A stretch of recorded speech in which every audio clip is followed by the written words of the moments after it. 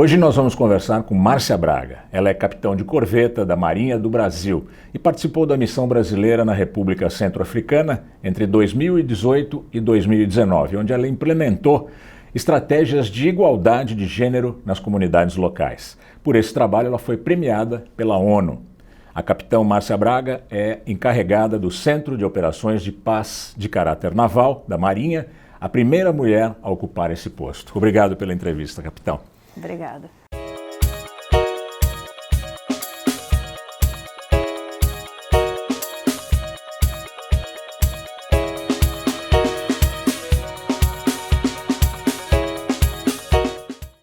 Como foi essa missão na República Centro-Africana? A senhora voltou esse ano de lá? Isso. Na realidade, eu viajei no dia 23 de abril de 2018 e retornei 1º de maio desse ano. Bom, foi um trabalho muito desafiador, né? Quando eu cheguei na República Centro-Africana, eu me deparei com várias situações, como, por exemplo, eu não tinha ainda uma equipe formada, os relatórios sobre a questão das violações, eles não chegavam para o assessor de gênero. Então, assim, eu assumi a função, como encarregada, ali era a assessora para assuntos de gênero, ligada diretamente ao comandante da força, porque assim, a missão ela tem 3 componentes. Eu ficava ligada diretamente ao general, ao Force Commander, do componente militar. E quando eu cheguei, foi solicitado para fazer um plano de ação. E minha ideia maior era empregar a perspectiva de gênero nas operações militares, ou seja, eu entender como o conflito ele afetava a população local. Então, eu queria ter o entendimento de como estava afetando, por exemplo, homens, mulheres, meninos. A guerra civil no país. Isso. Ela, na realidade, a República Centro-Africana ela tem a presença de grupos armados que atuam ali em meio à população e a população sofre muito com essa presença. E são várias violações. Só que a ideia de se empregar essa perspectiva de gênero é entender que cada um ele sofre com esse conflito, ele é afetado por esse conflito de uma maneira diferente. Então eu comecei... As mulheres mais. As mulheres mais. E aí essa foi uma descoberta que eu fui fazendo ao longo da minha missão, porque eu com esse plano de ação comecei a montar a equipe e comecei a visitar as diferentes localidades. E cada vez que eu visitava uma localidade, eu via ali o tempo todo mulheres se deslocando nas estradas para acessar as plantações, algumas vezes 10, 15 quilômetros, buscando água para água, lenha para o fogo, enfim. Isso porque os homens estavam participando da guerra? Os homens tinham outras funções, ou cuidando dos animais, ou alguns associados ao conflito, e as mulheres é que lá têm, naquela cultura local ali, elas têm esse papel. Então, foi o momento que eu fui obtendo essas informações e entendendo, porque esse trabalho, na realidade, qual o grande objetivo? É mapear essas áreas mais sensíveis e os grupos mais vulneráveis e levar essa informação para o planejamento militar, de maneira que a gente possa ter o melhor posicionamento das nossas tropas e evitar as violações, ou seja, o maior objetivo ali seria a proteção de civis via prevenção de violações. A gente sabe que é difícil essa luta por melhoria, por qualificação de gênero, melhoria de vida de gênero. Imagino que num país numa guerra civil seja uma dificuldade ainda muito grande, muito maior. Na realidade ali tem que se fazer estudo ali da cultura local, entender ali a questão de gênero, ou seja, entender os papéis de cada um naquela sociedade.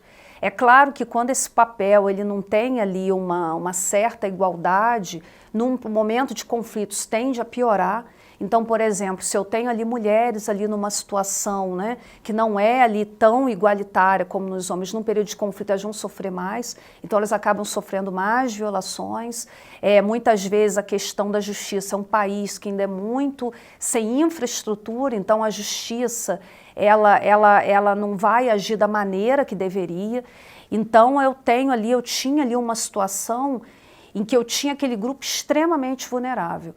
E daí vem a questão do assessor de gênero, ele entender onde eu tenho esses pontos ali que precisam ter uma atenção especial por parte dos capacetes azuis. É bom lembrar, a senhora falou da questão da justiça, que não alcança toda a população.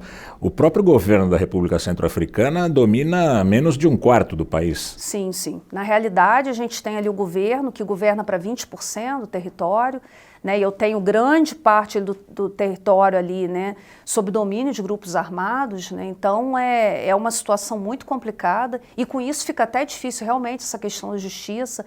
As próprias forças armadas locais estão sendo gradativamente preparadas, né, então tem todo um cenário ali que é muito complexo e com isso que pese sempre o principal papel ali de proteção ser do próprio país, mas acaba que a missão ela fica com um papel ali de grande peso nessa atividade e também gera muita expectativa por parte da população com relação a essa proteção. Expectativa por parte das mulheres. E os homens, como é que reagiram a esse avanço?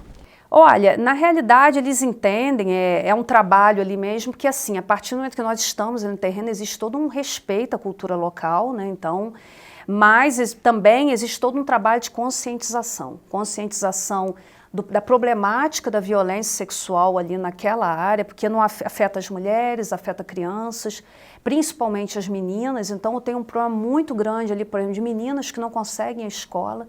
Então, assim, é todo um trabalho ali de conscientização daquela localidade sobre a problemática e até mesmo sobre o sentido de entender que uma violência sexual é um problema muito grave. Então, assim, dar o devido peso e tratar aquilo ali com seriedade, de maneira que não continue ocorrendo. Porque, na realidade, eu começo a ter vários problemas, no caso das mulheres, a violência sexual que mais afeta, e com isso eu começo a ter esses casos, muitas vezes até de certa maneira isolados, que vão se juntando e viram problemas muito maiores, por exemplo, até às vezes em chegar a queimar vilas inteiras, enfim. São problemas que acabam trazendo grandes transtornos em termos de estabilização do país. A questão de desigualdade de gênero num país como a República Centro-Africana, ela também tem raízes de vários tipos, por exemplo, racial, econômica, cultural, religiosa. Quais são as raízes dessa desigualdade? Lá a questão né, você tem questões culturais mesmo, até do papel da mulher, né? Muitas vezes a mulher não tem nem tanto espaço para poder falar, isso é uma das grandes ali também preocupações na missão e dar espaço para que aquelas mulheres participem do processo de pacificação do país. Existem questões também, muitas vezes, associadas à religião, mas eu diria que o maior peso ele fica realmente na questão cultural e muitas vezes vários tipos de violações ali já serem presentes por muito tempo. Como se fossem naturalizadas. Dessa maneira. Se fossem. Então, assim, eu acho que também a presença ali, né, das Nações Unidas ajuda também a mostrar que aquele tipo de violação é sério e que tem que ser combatido. Então, até no sentido das pessoas reportarem, até mesmo porque quando eu tenho uma vítima que reporta, eu tenho 72 horas para prestar assistência para que ela não desenvolva nenhuma doença sexualmente transmissível, entre elas a AIDS. Então, eu tenho que ter ali todo um processo para que essas pessoas sejam ouvidas. Daí vem a grande importância de ter homens e mulheres trabalhando nas patrulhas, que a gente chama de patrulhas mistas, justamente para facilitar que as mulheres possam reportar, sim, que tenham ali, vendo uma outra mulher ali, que elas possam se sentir seguras para reportar aquela violação e possam ter o atendimento que merecem. Esse seu trabalho na África incluiu alguns perigos. A senhora foi vítima da Guerra Civil, né? Sim, na realidade eu passei por uma emboscada na minha primeira semana, eu tinha acabado de chegar, eu estava procurando um lugar para alugar e isso foi fruto de uma operação que não tinha sido tão bem sucedida e acabou culminando em um ataque na catedral com a morte, o assassinato de um padre, dentre outros civis. E aí o que acontece é que vieram no sentido de atacar, não brasileiros, mas a força, ONU, claro. A missão. Então, nosso carro estava passando na hora, nós tínhamos tido a informação que estava com restrição de movimento na área, então nossa ideia foi justamente voltar para o quartel-general, sair. Quando nós estávamos a caminho, a primeira pedra veio na minha direção. E aí começou o apedrejamento do carro de maneira muito intensa, pedaços de concreto, pedras, a ideia era realmente nos matar. Até que chegou um determinado ponto, o coronel do Exército Brasileiro, que estava dirigindo, perdeu o controle do carro, ele foi atingido, e aí nós nos chocamos contra uma árvore. Bom, nisso minha porta não abria, o carro ficou completamente destruído, e apareceu uma pessoa usando camuflado do lado do motorista. Até então não sabia se era militar, se era participante de grupo armado, muitas vezes usam uniforme camuflado, e ordenava que a gente saísse. Logo depois apareceu uma outra pessoa do meu lado que apresentou a carteira da missão. E ordenou que a gente saísse, que ele estava numa área, a população estava em volta, e o objetivo deles era atear fogo no carro com a gente dentro. Então, esse militar que veio ajudar, depois nós descobrimos que era membro das Forças Armadas Centro-Africanas, e aí eles primeiro fizeram a remoção médica nossa, tiraram o Coronel Rocha, que teve traumatismo craniano, ficou muito machucado, quebrou o nariz, vários ossos da face, tá muito ensanguentado. E depois me tiraram e nós fomos encaminhados para o Hospital Sérvio. Logo depois eles atiraram fogo no carro, mas com a presença daquele militar e desse outro que era da missão, que parou para nos ajudar, a gente foi salvo. Agora, interessante que uma população tão hostil às forças estrangeiras receba bem esse trabalho que lida com a desigualdade de gênero. Na realidade, esse caso que aconteceu da emboscada foi um fato isolado. Depois que passou toda essa fase, nós começamos a ter uma fase um pouco mais estável na capital. E o que eu vejo assim, é que a população, na realidade, ela tem uma carência muito grande. E quando ela percebe que a gente está trabalhando para o bem, né, a gente tem uma aceitação muito boa. O que aconteceu no início, eu acredito que o ataque tenha sido justamente por uma falha da missão.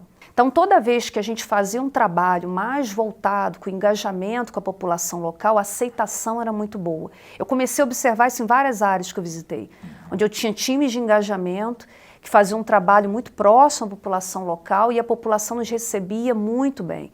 E áreas que não tinha tanto contato, não tinha tanto engajamento, era mais difícil. Então, muitas vezes era até, assim, recebido, não vou dizer de maneira hostil, mas não era tão... Desconfiados, né? Desconfiado, não daquela maneira tão calorosa como era em algumas áreas que a gente tinha esse engajamento. Então, o que eu vejo é que muitas vezes a população, ela também tem muitas expectativas com relação à missão e eu acho que quando a gente está próximo, a tendência é que essa confiança se estabeleça.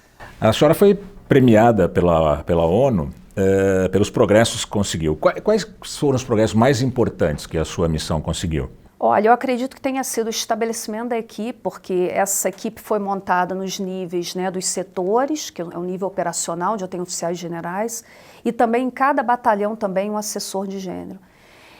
A partir do momento que eu tinha essa equipe, esses militares começaram a trabalhar mais ligados à população local. E a ideia era justamente entender como esse conflito está afetando a população, preparar relatórios para os seus comandantes. Então, o objetivo era ter a patrulha melhor localizada, de maneira que se evitasse a violação. Então, eu acho que a formação dessas equipes... Presença ostensiva? A presença, sim. Principalmente na população está mais se movimentando. Para ter uma ideia, em várias áreas, eu fazia patrulha noturna quando eu visitava, sem iluminação, porque não tem iluminação, não tem áreas rurais, áreas rurais, sem nenhuma infraestrutura, então a população muito exposta, muito vulnerável. Então a ideia desses grupos é justamente levar essas informações, claro que é um trabalho, não é um trabalho a curto prazo, né, é um trabalho que começou a ideia e continua, então todo o trabalho foi documentado, mas eu vejo assim que o grande legado seria ter essas equipes preparadas e que cada comandante desse entendendo essa importância do estudo de cada um dos grupos, ou seja, desse conhecimento, que é essa consciência do que está acontecendo, de maneira a ter mais efetividade no trabalho. Uhum. A senhora é otimista? Acha que esse trabalho vai frutificar? Olha, eu acredito que sim. Um bom resultado que eu tive desse trabalho foi que eu fiz um briefing num evento que eu fui em Nova York e eu soube que boa parte das recomendações, por exemplo, eu tinha reuniões com as mulheres líderes locais, que era um momento que eu recebia informações muito preciosas né, que eram importantes para o trabalho ali da proteção de civis, né, como, por exemplo, a restrição de movimento, presença de grupos armados. Esse trabalho voltado com as lideranças femininas locais, ele fez parte de um relatório que foi para o Conselho de Segurança da ONU, e a ideia é que faça parte do próximo mandato da missão. O mandato é o documento máximo que ele regulamenta, ele estipula ali o que tem que ser feito naquela missão. Seria, né, o objetivo maior, a razão por você estar naquela área. Então eu acho que isso aí foi um resultado muito positivo que eu vejo e quem sabe possa virar exemplo para outras missões. Tomara. Nós conversamos com a capitã Márcia Braga, que é capitão de corveta da Marinha do Brasil, participou da missão brasileira na República Centro-Africana entre 2018 e 2019, ela voltou em abril ou maio? Abril. Em abril. Desculpa, 1º de maio. 1º de maio deste ano, de lá da República Centro-Africana, onde ela implementou estratégias de igualdade de gênero nas comunidades locais. Por esse trabalho, ela recebeu um prêmio na ONU. A capitã Márcia Braga é encarregada do Centro de Operações de Paz de Caráter Naval da Marinha, a primeira mulher a ocupar esse posto. Muito obrigado pela entrevista. Obrigada pela oportunidade. Obrigada.